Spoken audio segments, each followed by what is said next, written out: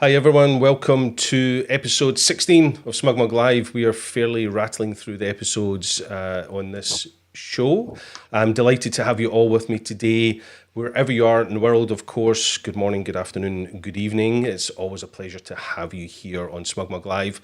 SmugMug Live's all about having some conversations, getting some of our ambassadors online, making sure the community is feeling engaged and together at this time while we're all kind of still locked down at home. But there's some light at the tunnel. You know, some of us are starting to hear that we might get out and about sooner rather than later, but we've got to stay safe, so let's not do it too quickly. But today's episode, I'm going to be joined by Peter Daring of Peak Design, which I'm really excited to have a conversation with him. But before we go over to Peter, can I ask you to do me a favour? Hit the subscribe button, hit that little bell notification. That way you'll be notified whenever we do an episode of SmugMug Live here on YouTube. Post in the comments as well. We'll love to see some chat going on while we're doing these episodes. Let us know where you're coming in from today, what part of the world you're in. As you can probably tell from my accent, I am in Scotland at the moment, not at SmugMug HQ in San Francisco, but our guest today is in San Francisco. So let's see if he is available. Peter, can you hear us? Sure can. Hi, Peter. How are you? I'm wonderful. How are you doing? Good. Thank you for joining us this morning. It's good to see you. You well? Yeah. I'm very well. Yeah, I'm very well. As my daughter chimes in, I tried to actually send her this because I was gonna say like, hey, Dad's gonna be kind of on TV. You might want to check it out, but I don't think she's really buying it. Nor does she really give a rip. She just brought you straight back down to reality. Like you're not on TV, Dad. You said, Peter, are you there? Like, yes, I am, and my daughter's FaceTiming me because that's what happens these days. It's anyway. Cool. It's completely normal now to have kids running about. My kids are currently making dinner with my wife, so no doubt there'll be some riot happens very shortly because that never bodes well, having all the kids in the kitchen with chores to do. But right. Honestly, I think Peak Design's always been the kind of company where it's like kids should be part of the fabric of the company because the company is life and kids are life. And I think it's been fun to see that other companies are now sort of adopting these far more kind of free principles. Or as we call it, SmugMug kind of normal principles. We are a family business. We're founded by a son and his father, Chris and Dawn, and we've always been a very, very family focused business. There's always kids running about the office and very dog friendly as well. I know you have a dog with you today, and we typically have many, many dogs running about our office, so we have a lot in common there. And yeah, I love the fact that people have suddenly got much more relaxed about having, their life kind of woven into their workday, which is, for me, has been something that's been pretty normal. I know it is for you in Peak Design as well. Absolutely, but my friend Sophie, who's in banking, like for Wells Fargo, is like seeing these things come to fruition, and that's when you're really starting to make some headway. It's no big deal for a bunch of San Francisco startups to have dogs running around, but when the people at Wells Fargo are undoing a button or two, wow. It's big news. Big news.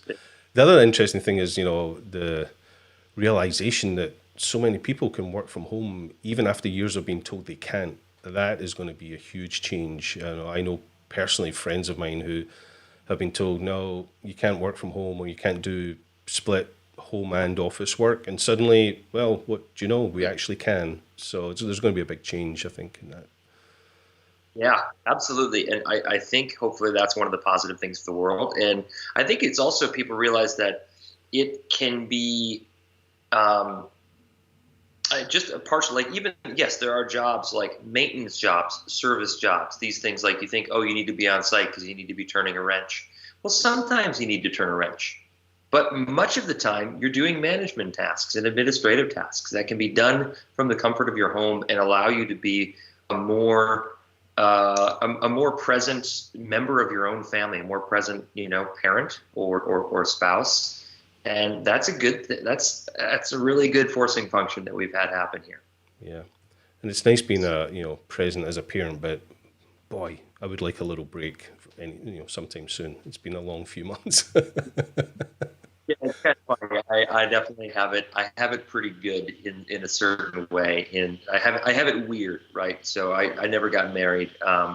My the mother of my daughter and I parted ways when Josephine was just shy of 2, and so I've had a very kind of, when I'm in Chicago where I'm parenting full time, but then when I'm not, with the exception of FaceTime.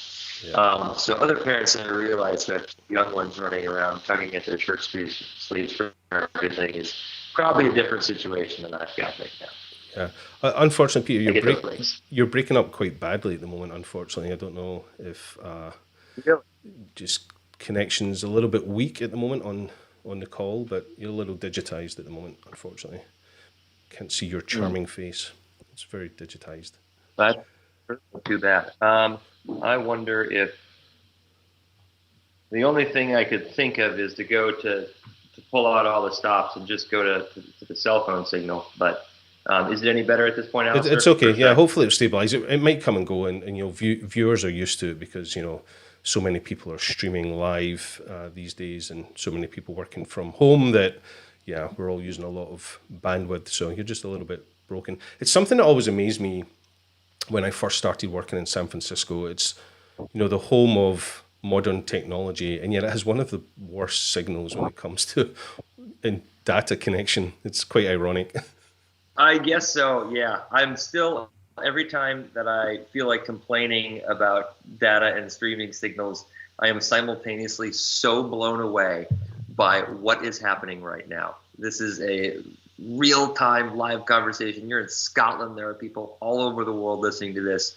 And, like a few packets get dropped along the way. And somehow, what I think is really amazing is that these computers can figure, like, even when packets of data do get dropped and the full message doesn't come through, something comes through that allows for the continuity of conversation. It's bananas to me. It is incredible. And my wife always says, calm down. It's going to space and back, which is true. Right. Let's start talking about 8 years ago. 8 or 9 years ago. It's a long time. I joined this wonderful company, SmugMug, after being a photographer for nigh on 20 years. And just as I joined SmugMug, there was this little startup company talking about making this cool little gadget called a capture clip. You remember those days? Like they were yesterday, because they weren't that long ago. Yeah, it wasn't. I remember. Yeah, and SmugMug, as many people know, most of us are photographers, and we're extremely passionate about photography and the whole industry. So when we saw this Kickstarter project of this amazing little capture clip, we all kind of jumped on that Kickstarter and really supported it. And that was the start of our relationship. We've known each other, nearly a decade now, which is incredible. But it's been quite a journey, and now there's a whole skew of products that you can get from Peak Design. Well, there are, but I do want to go back to that time when you guys brought me into the office at SmugMug, and this was when just coming out of the Kickstarter. Adam Saraceno had been hired as head of marketing, but he wasn't even in San Francisco. He's never been in San Francisco, actually. But it felt so special to me that this company, who had a real office, off of 101, and these unbelievably beautiful pictures on the wall, and just like a thriving company of very happy people, wanted to interface with me. And like, it was just about support. Like, you guys recognized the utility of capture and kind of the bit of fire that it had caught, and you said, we want to help. It was just like about kind of spreading the love and saying, hey, we think what you're doing is really cool and important. And that was so palpably felt. And so it remains a very fond memory and a big confidence builder to someone who's just starting a company. You guys were already real, and you wanted to talk to me. That meant a lot. Well, that's great to hear. I mean, we just loved capture. We loved the story behind it, and we're always excited to help and support and just be part of the conversation, part of the community, and see what's going on. So, and to this day, we all still use capture clips. Even version 1 capture clips are still knocking about, those little original lumps of, and I'll use the American, aluminum. I love saying that. Just I'll get a hard time from someone here in Scotland. Sorry, what was that? I said we love saying aluminium as well. Aluminium, yeah. But yeah, those original clips have stood the test of time. I know there's been lots of tweaks and redesigns of them to where they are today. But yeah, it was a fun time. You know, the industry was just so much fun. But you were one of those products on Kickstarter that just seemed like a no-brainer. And you've continued to always use Kickstarter, right? That's your kind of business model. We have, yeah, and not really in some premeditated way. Obviously, I don't think you could premeditate very much of what Peak Design has become, but Kickstarter as a launch vehicle is just phenomenal for 100 different reasons. And you know, even though we've grown considerably, and our internet, people probably don't realize our international distribution. That is, when we sell to we sell to these other countries who have kind of their own Peak Design businesses within their countries. That's where we sell the majority of our products, or at least the most amount. So we have certainly every other channel of business, but Kickstarter is incredible. It creates an event. It's a special time. It's like Kickstarter season almost, when the Peak Design Kickstarter is running, and it's this time for just a flurry of activity from our marketing team, our design team, and from our customer service team, and interaction with customers. It's like, I don't think that people have the capacity or the desire to interact with a company 365 days a year. It's just too tiring. But by concentrating in this couple month period that seems really special, it feels to me like the right cadence of when we should like speak up and say, hey, we have something to say, and please pay attention to us for a little bit if you want to. Yeah, it's definitely an event, and especially you mentioned like your marketing teams and the engineers and everybody come together for this one event, but the entire your whole community comes together. Like your customers come together and watch and celebrate. You even have quite infamous kind of parties when the Kickstarter finishes, right? We do, yeah. Anyone's welcome, and they are rippers, man. They are the best parties. I've never been in San Francisco whenever one of your Kickstarters have finished, so I've never managed to get along for a beer to celebrate that. We'll need to time that better in the future. You got to come out. Yeah, you got to come out. We always have a little bit of a celebration at the launch of a Kickstarter, right? Because It's this huge breath. And a moment like once it's up there and the pledges are coming in, that is a tremendous feeling. But the real, but you're also kicking off 60 days of really intense work. And so another party at the end is very much warranted for the team. Yeah. Well, this might be a little bit of a controversial question, but what do you say to those people that inevitably say, oh, Peak Design, another Kickstarter project, are you not a real company? Come on. What's your answer to that type of statement? I think that they probably just have a bit of a simplistic view about what Kickstarter is. It's probably like on its face, Kickstarter appears to be the thing where if you're brand new and if you have an idea, you put it on Kickstarter, and if you get kickstarted, then you become a company. Yeah. And maybe that's kind of what the original founder. Well, I think the original founders sort of intended it to be that for like artists, and not exactly in this product design sphere. But I think that they probably are just not privy to the multitude of business reasons why Kickstarter is just phenomenal. First off, we get to begin making money on our ideas much sooner than if we were to go through like just the traditional route. It's not just that think about the tripod, right? We launched that Kickstarter at the beginning of May.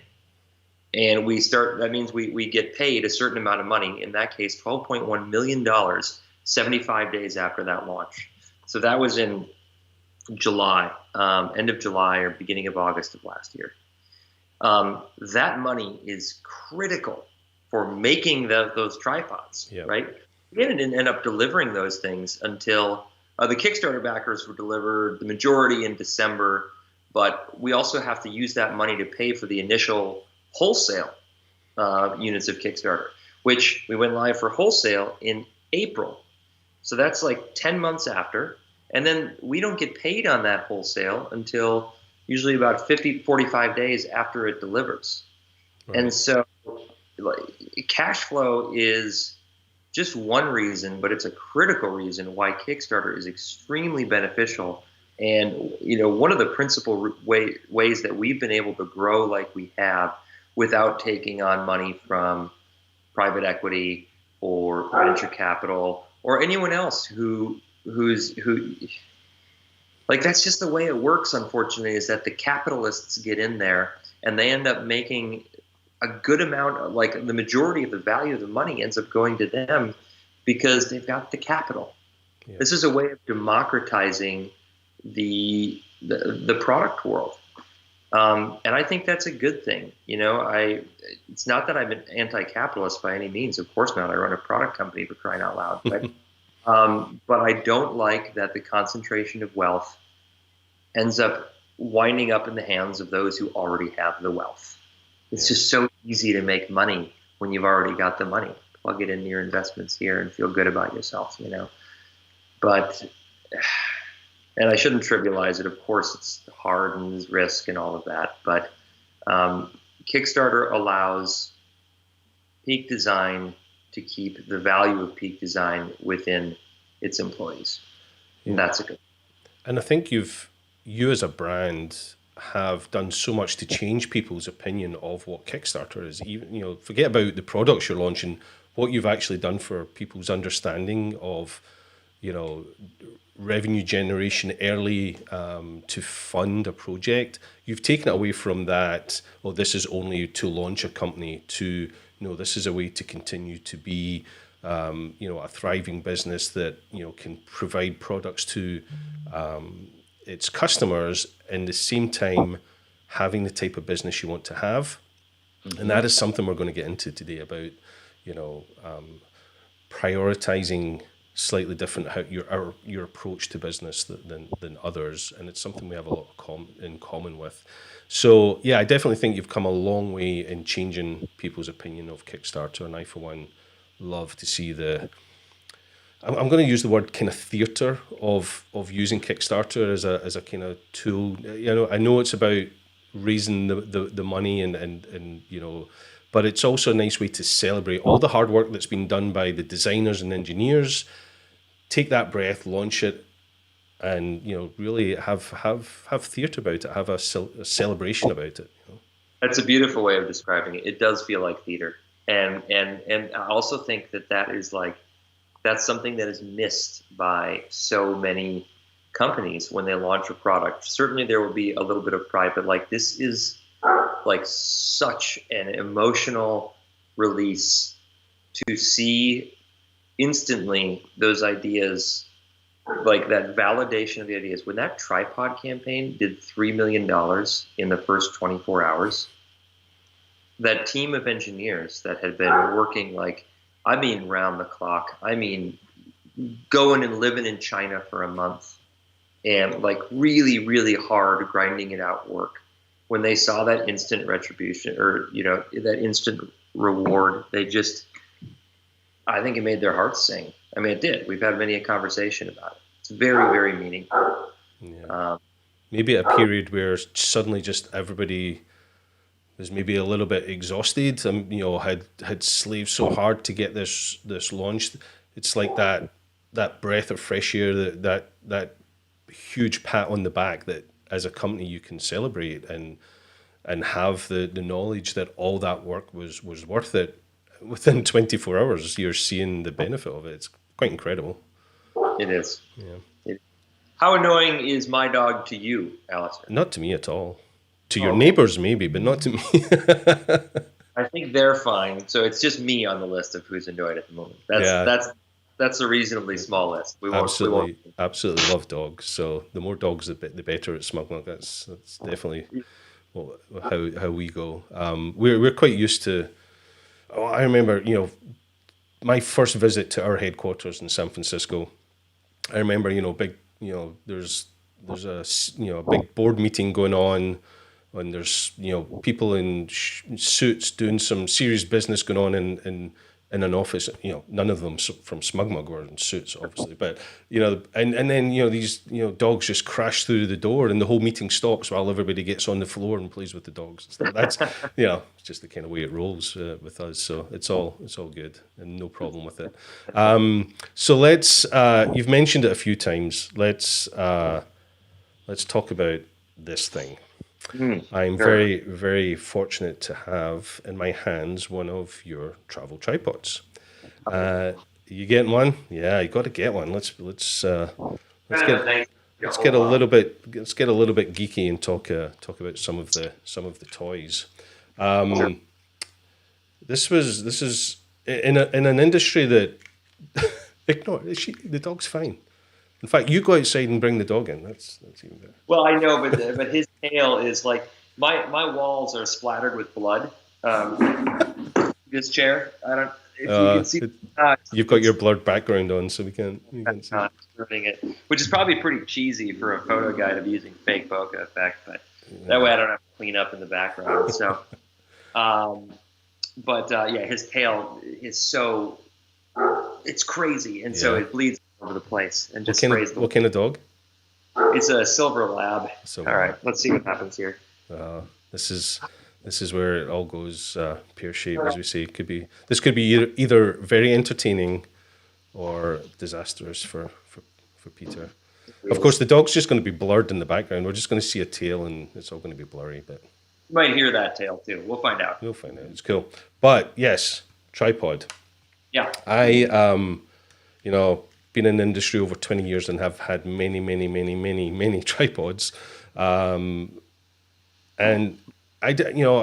when you mentioned you were releasing a tripod that was going to be revolutionary, I'm like, really?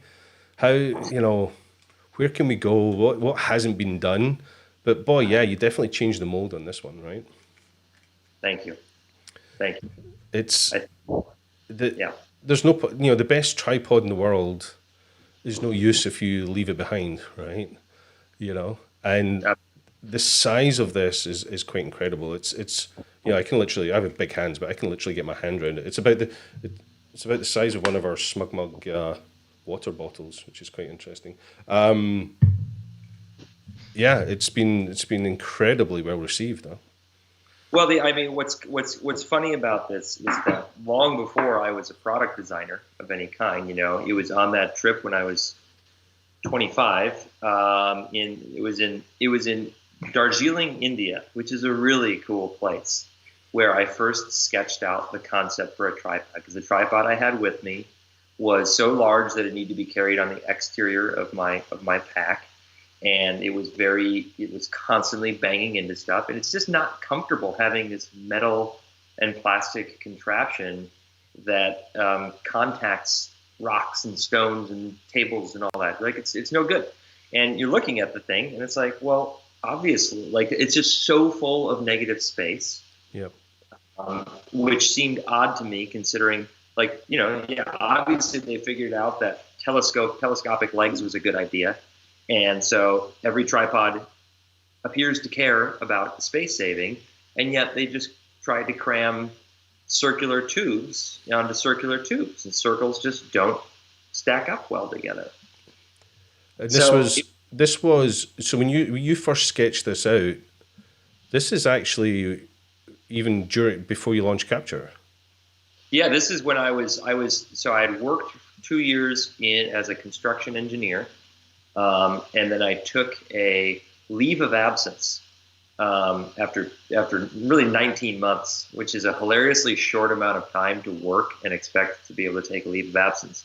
But I was modeling myself after my friend Dave Anhall, who would later become the CEO or the CFO of Peak Design, who basically said, like, hey man, if you want to do interesting and adventuresome things in this world, you have to avoid the pull of the corporate ladder, because it will just suck you in and there's nothing you can do. So assert yourself early and often and say, I'm going to have a different kind of life. And I did that. with my first job. And I was on that trip. I mean, it was really only 3.5 months of living in Southeast Asia, India, and New Zealand and Australia a bit. But it was a very formative time.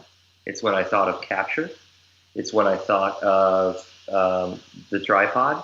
And I had also thought of, I mean, the first thing I tried to do was make this regenerative brake mechanism for electrified trains.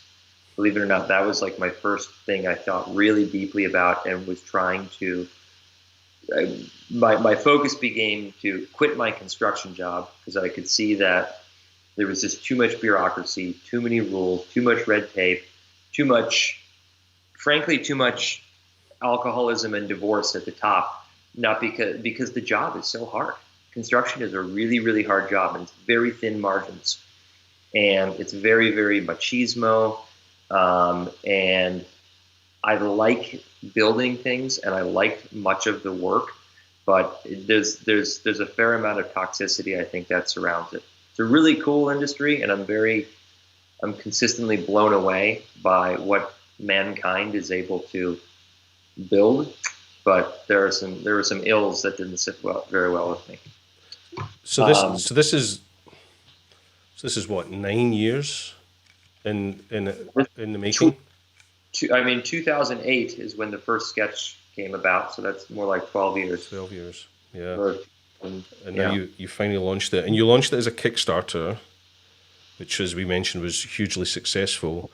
But the actual retail launch has really just happened in probably one of the craziest times in retail history, right?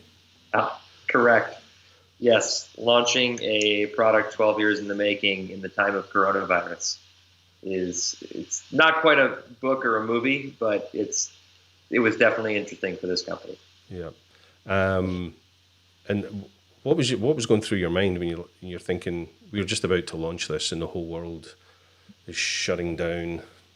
We had what was going through my mind was,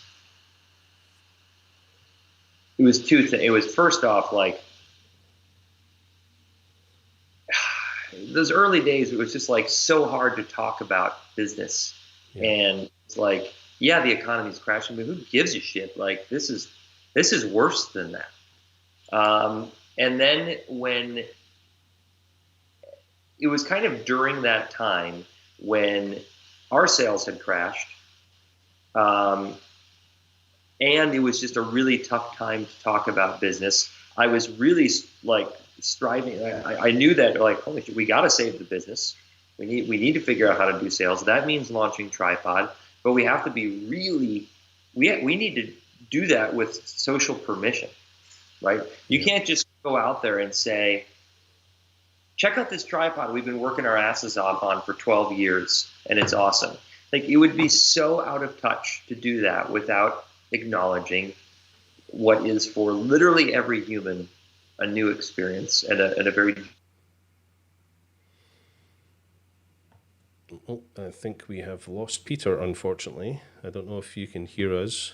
His signal is slightly weak, unfortunately, today for some reason, as it can tend to be in San Francisco, but hopefully Peter will join us shortly as he dials back into the call. He did say he was going to have his iPad standing ready to dial back in because he's prone to getting drop-offs on his computer, so hopefully he will be back momentarily. If you just bear with us, we'll see if he is still on the call. This has happened before on SmugMug Live. Just the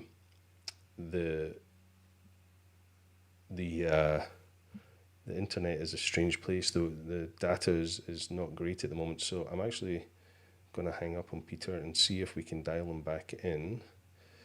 Let's see, I'm dialing him now, seeing if he will come back to us. Were you able to keep the crowd entertained while the computer shut down? Yeah, I told some jokes and told them some inside gossip about you, and it's all good. Hey man, you look 100 times better. I can see you. You're completely... You know what's remarkable is, this is my... You're on your cell phone. and I took it off the Wi-Fi network. And isn't that just the way? It's unbelievable. You know, So, you've got all that fancy computer equipment, you know, Wi-Fi, but using an iPhone with data is better, and iPhone's isn't that appropriate. amazing? Yeah, that little thing you just pulled out. I gave this tripod to my kids and asked them to find the secret element, and they were all over it, and they found the little arrow and said this is pointing to something, but the kind of child-proof lock on it stopped it coming out. But eventually, when they found the iPad holder, they were super excited and couldn't, you know, they were like, "There's some magic holding it in there, Dad." But it's got some really clever magnets in there. It's not just child-proof. It's like it's first-time user-proof. Even if you're pretty skilled at most things, which we definitely thought about. You know, it's like, man, this is kind of a confusing thing. We're talking about this little iPhone holder that hides in the bottom of the center column of the. In order to create something that fit with that triangular profile, and also had enough strength to support the loads of, you know, people putting a lot of gear. People put a 50-pound bag on that thing. Yeah. That was really complex.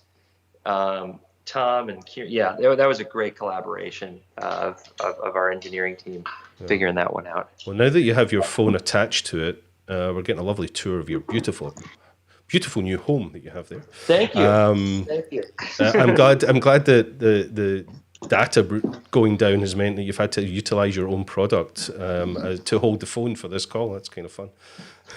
Well, boy, have we got an exciting array of products coming out roughly August 4th that I think are going to be very well received at this time. Yeah, I was going to get to that later and try and prize some gossip out of you, but we'll get to that. We'll get to that at the end. I want to kind of continue the conversation about launching the tripod. You very bravely, I think, as a brand, released one of your corporate meetings, one of your kind of all-hand meetings, which was pretty powerful and pretty emotional to watch, where you were quite. It was clear how passionate you are about this company. Yeah, that was interesting, and also an interesting decision to release it. And kind of the journey of that, I appreciate you saying that.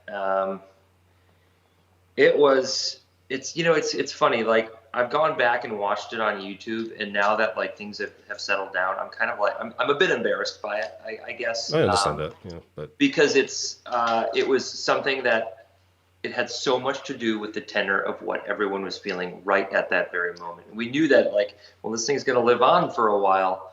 It's probably going to be a little bit weird, but I think that's okay. Ultimately, I think it was good to show the emotion. There was actually a longer cut that was about 8 minutes long that we recently took on this documentary filmmaker. His name's Joe Callender. He is immensely talented in just like the most creative and clever ways. He's got some really cool stuff on Vimeo. He's had a couple short films in Sundance. Does this film called The God of 400 People on Drugs, where he communicates with Australian Joe Callender, which is this like hilariously ADD, like juvenile DJ from Australia. Just watch The God of 400 People on Drugs. It's hilarious. It's why we hired Joe Callender. Right. Anyway, he decides to just film this meeting. And I had no idea he was working on this. And he comes back with this 8-minute long film that was complete with actual footage from Forrest Gump from the scene. And it also had, I wasn't the only one talking during that meeting. My CFO played a huge component of that. Rob, one of our lead engineers, had really an emotional plea where he said, like, hey, man, before we talk about, like, we weren't talking about layoffs, but just so you know, I would cut my salary down to, virtually nothing so that we could continue. And I think it did a much better job of encapsulating the entirety of the company's emotions. Yeah. And that's cool. Yeah. Unfortunately, the shortened version didn't include those things, and it kind of irked me, and I sort of fought it, and they kept on lengthening a little. I'm like, no, I want the 9-minute video, and they're just like, we don't do 9-minute videos. That's not what. And anyway, Yeah, it was good to see the raw passion that you have for your brand. It's something we share about across our companies. What so let's talk about this idea of prioritizing happiness over growth. I think it was encapsulated pretty well in the launch of that tripod. When you launched the tripod at a horrendous time in retail, and it was going to be difficult for your company. You'd already said, retail orders had dropped significantly for you. But when you launched the tripod, what did you do with the profit? You gave it away, which was incredible. We did. I'm just going to show people. I'm just going to share my screen, because I want to make sure I get this figure right. In the first few days of launching that tripod, you raised just over $218,000, which you gave away to was it causes specifically around the pandemic, right? It was the CDC org, which is a global org that is tied to the American CDC, but it fights things on a global scale, basically pushing for things like the vaccine, and certainly one of the organizations that could deal with untold millions of dollars walking through the door right now to help this economy. So that was one, and then the other one was climate neutral. And I want to make a couple of caveats. I think it's really good to be super transparent about this. The part that we gave to climate neutral, which is about $109,000, we were at the end of the year we were going to give that to climate neutral anyways. Yeah. So it certainly is. It's a charitable gift, but in my view, that wasn't above and beyond what we were already planning to give. The CDC stuff was completely. We weren't planning on giving that. And then when we give all the profits, we look at what we typically make in terms of net profit after we paid for our employees' salaries and our work, all the overhead, and it's about 20%. And so I think that it's funny. I mean, I feel a responsibility to be like really radically transparent. And if you see like on DP Review, some people, on the comment board, I mean, everything comes out on the internet and people are like, well, the profits of it can't be just that. You'd be losing money when you sell it in retail, and had to explain the entirety of our profit and loss statement in order to make people understand what we were doing. But that's probably beside the point. Yeah, it's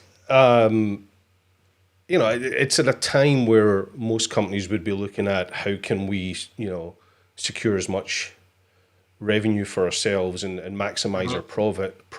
But at that time, you made these huge donations. Is this all part of this value you have in happiness over growth? Rather than growing the business with that money, you made a lot of people happy. Funny enough, I think that we act with happiness over growth in our everyday interactions, in our decisions to.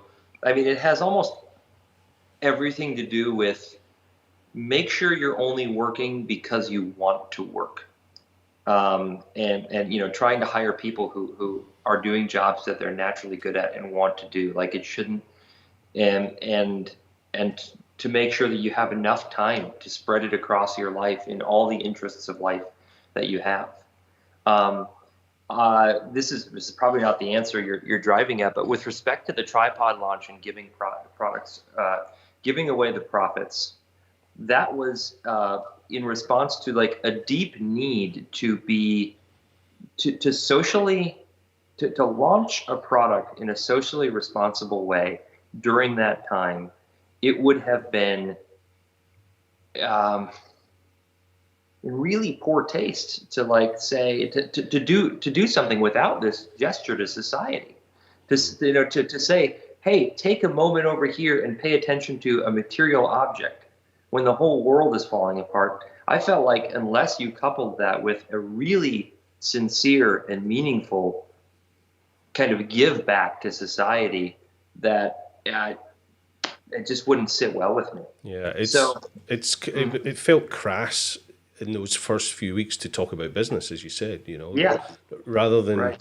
we shut our offices in San Francisco right at the beginning of March, way earlier than, the powers made us do it in California, because our staff come first and foremost. The happiness, the safety, the well-being of our staff, that's our number one focus. And thinking about business, and it just certainly in those early weeks, it just felt crass, and that's kind of what you're alluding to there. When it came to launching a product, it would have felt wrong just to do it purely for profit. Yeah, that's right. And I mean, obviously, during normal times, we wouldn't have thought to give away that amount of money, not at all. But these were very special circumstances, and I think it points toward Peak Design being really good at reacting to realities, because we're such a small company in numbers of people, and it's so nimble. And those of us who have been around for a long time are still deeply involved in every aspect of the day to day. We get to react with kind of light speed compared to companies that are bogged down by bureaucracy and organization and layers of management. We just make decisions and they're done. Yeah, and it speaks to that whole thing that we have in common. We're kind of bootstrap businesses. We don't, we're not responsible to VCs or shareholders, and it allows you to focus on what you feel is valuable, but also allows you to be super nimble when it comes to making decisions like that. It's something we hold very proudly, our bootstrap roots, and even to this day. I mean, we launched 2002, so yeah, it's coming on a couple of decades almost for us. This is a venerable company in this industry. SmugMug is, it's really cool. And also, I mean, acquisition of Flickr. Tell me about that from your bit. Like, I think it's incredible. I mean, Flickr was a Yahoo company, right? Like early internet, early photography. Just like Flickr is big in so many ways. Yeah. It is huge. Yeah. And SmugMug acquires them. Right. Tell me about that. You do know I'm meant to be interviewing you on this, right? Yeah. Well. Yeah, it's interesting. I mean, it's nice to thank you for giving us the opportunity to talk about it. And it's interesting when we did first acquire Flickr, some people read that headline wrong and said, "Oh my goodness, Flickr's acquired SmugMug," because Flickr was such a large and is such a large photo product that people just assumed that they had acquired us, but it was actually the other way around. We'll keep it very short. The short answer is we've always loved Flickr. We love the sense of community. We're aware that at SmugMug we have this product that allows you to showcase, store, and sell your work, and really showcase your brand, but doesn't really have that community aspect to it. Flickr, we always looked with a little bit of jealousy at this amazing community that was over there on Flickr, and also looked at it with a bit of dread at how it was being treated by its owners over the course of time there. And we always hoped that there might be an opportunity, and that opportunity took a lot of work, but came to fruition 2 years ago, just over 2 years ago now. And we're now responsible for the largest photo community in the world, and it's such a privilege on a day-to-day basis to get to work with such inspirational and amazing photographers in every genre and community that you can imagine. So yeah, it's been a trip. The last 2 years have been pretty phenomenal, and we're only just getting started. So pretty cool. Very cool. Yeah. And hopefully it creates a lot more opportunities for us to work together as brands, and we have so much in common. We value happiness of our customers first, our staff, first and foremost above everything else. If you have happy staff, you're going to have amazingly happy customers. That's right. The best evangelist you can have is if you love what you do and you love the brand that you work for, Yeah. it's not like going to work every day. This just becomes part of life, and that is, both our brands are quite open about our value statements. Mhm. We have them hanging in our offices, we have them online. I know you do as well, and they're pretty aligned, which is something I love. And we do value happiness above everything else. We've had opportunities in the past to do the typical Silicon Valley, Oh yeah. business route. I just said route. I'm getting so American. I should have said route. But the you look for that quick Uber growth and get VC money and grow really quickly, and that's just not us. It's just not our approach. We've stuck around for And a few people at the top get rich, and yeah everyone else who put in the actual toil getting it there kind of get a pittance compared to that. And also, you've just blown your whole wad of interestingness. Once you get big, gotta probably not use expressions like blowing your wad, but the what's fun in this world is growth. But it's got to be slow and steady. The second it goes like that, you've got nowhere else to go. Like the derivative, right? The slope of that curve must change, and it must come down. And guess what? When you go from this to this, it is inherently like there is a feeling of shittiness that is involved in doing that. And so if you seek to have one of these events, you're just setting yourself up for the planing out. And it has always seemed to me like this is way more enjoyable. Absolutely. Because it's relatively fun at every turn. So it is, and it's also so much more sustainable as well. And yeah, the last few months have shown that. We represent two amazing photographic brands that are weathering this storm and are able to, and will come out the other side with, our two brands, and your brand will be here long into the future, because that is our vision. Isn't what we can do right now, it's what we can do for decades to come with our brands. Yep. And I'm very, very grateful for the business acumen of our founders, and that continues to this day, their view on slow, steady growth. And it also allows us to focus on our customers, because we're responsible to ourselves and our customers, not investors and right. shareholders. It's kind of cool.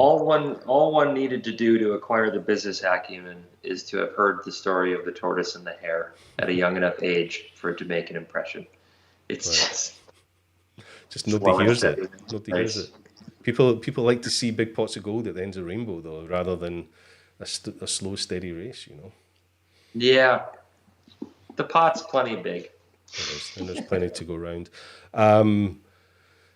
You alluded to some cool things coming up. Obviously, I'm going to be kind and not prod too much, but you've just launched a tripod. But that's one event in a course, I'm sure, of many plans and future ideas. So when can we expect another piece of theatre from Peak Design with another launch? August 4th. August 4th. That was your question. When can we expect it? And I will tell you with relative certainty that on August 4th, which is a Tuesday, mark your calendars, it's going to be a good day. That's cool. Honestly, I'm not going to pry, and the when is enough. I'm not going to pry into the what, however much I want to. But you did say there's a few things coming, though, not just a thing. Well, now you're prying, but that's okay. You're very gently prying in like a very Scottish way. I've learned that Scots have a particularly there's a subtleness that is quite artful.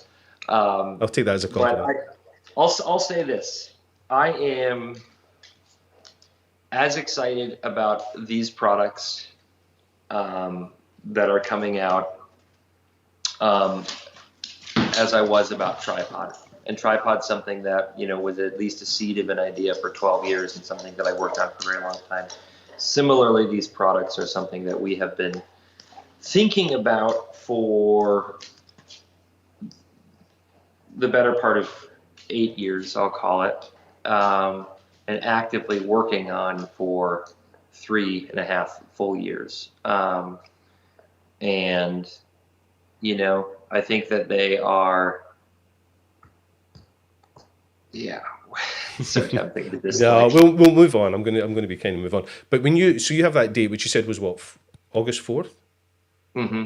So when you have that date in mind, and you say it's pretty fixed, puts a fair bit of pressure on, right? If you're going to have this launch and you're going to have this Kickstarter, Yeah. you're going to ramp up the marketing before that Kickstarter happens.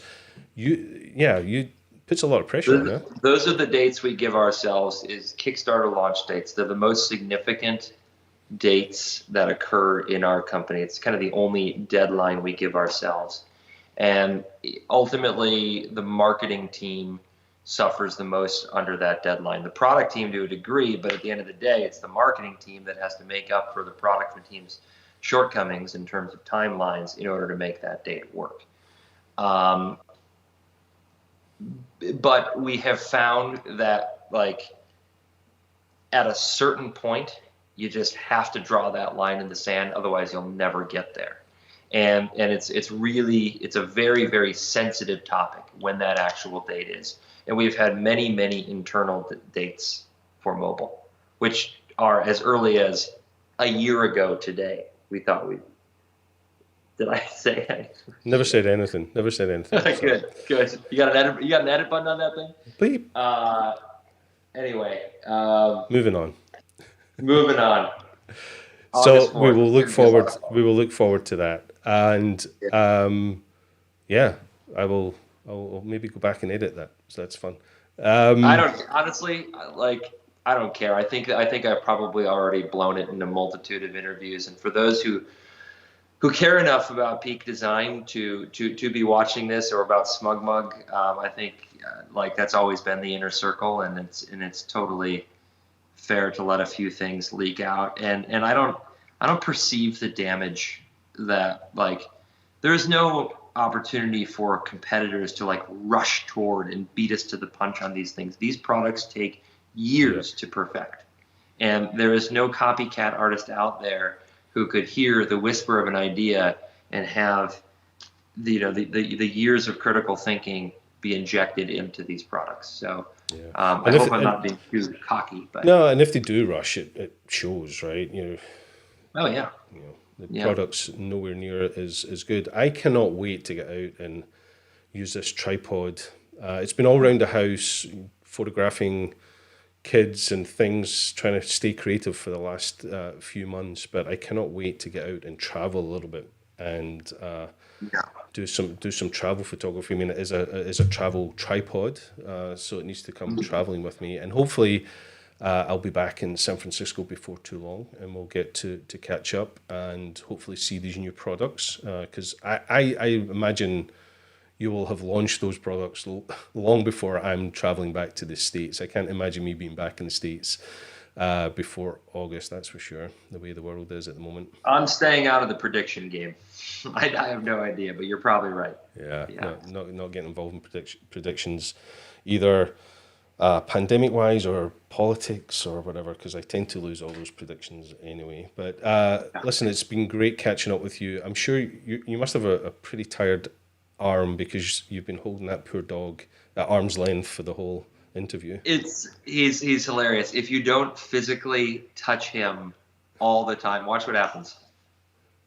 3, 2, 1, and then he's here. It's just he just needs to be touched. He insists upon it. He's a good boy. What's his name?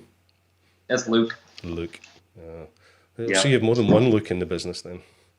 Yeah, we do. And I yell at both of them with the same tune. Luke! Yeah, it's interesting. We got a nice little comment come in the chat from someone called Adam Hicks. He says, "Hello, boss." It's funny. Adam, what's his official title? He's customer service, is he? Or no, we don't really do official titles for one. Right. He doesn't do much customer service at all anymore. He runs all of our Amazon strategy and logistics. And also IP enforcement, and is getting into potentially IP strategy. Wow. And he's just he's a very analytical thinker, and independently just I was thinking about this the other day. That's a shit Scottish accent. Yeah, But because the funny story is Adam lives, very close to me here in Scotland, and we've met up all around the world. We spend more time seeing each other around the world at trade shows and events rather than the fact we live so close to each other. But I first knew about Adam when he was answering questions to the community that was interested in your products very early on. And it's a very similar story between Adam's kind of involvement into becoming a full-time employee into many of the employees at SmugMug. We've been customers and for a long time and become employees because you just love the product. And Adam really encapsulates that passion for your product that had now led him to this critical role within your business. Yeah, does he ever? And that's another aspect of kind of the momentum of a company. When you get going, the great people find you. You don't have to go find the great people. Yeah. And that's certainly the case with Adam. Yeah, it's definitely all about people and keeping them happy at all costs. And that is a focus that I know both of us are very proud of, that our brands hold dear. I'm going to let you go take that dog for I was going to say a walk. That's a good idea. He might hear me. Stay safe. Thank you so much for your time today. I really, really appreciate it. Keep coming up with these awesome products. We love them. We have so many of them at SmugMug. It's almost a little showroom in itself, the amount of peak design products there are in the office. In fact, all over the world now, because we're spread so far. So we love them. Thank you so much for your time today, and we'll catch up soon. Totally my pleasure. This is a great way to spend a Friday morning. I enjoyed it. Yeah, we'll maybe do this again in August. I'd love to. We can showcase some new toys. Look forward to it. Peter, look after yourself and stay well. Thanks, Alastair. Appreciate Bye. it. While we let Peter disappear, I am going to ask you to do me a favor, and that would be to hit the little subscribe button and the bell notification so that you can find out about any more of the conversations I'm having here on SmugMug Live, and indeed join me and some of the amazing guests we've got coming up. Next week, I'm going to be joined on Tuesday by the wonderful Joe Robinson of the Flickr Pro community. He is an incredible retoucher, that's not really a compositor, self-portrait artist. He'll be joining me on Tuesday, and then Thursday next week I'll be joined by Jerry Vanderveld, who is an incredible wildlife photographer down in South Africa. So interesting week coming up next week. Thank you so much for today, your time today, for joining us for this great conversation, and we'll see you on the next episode. Take care. Bye.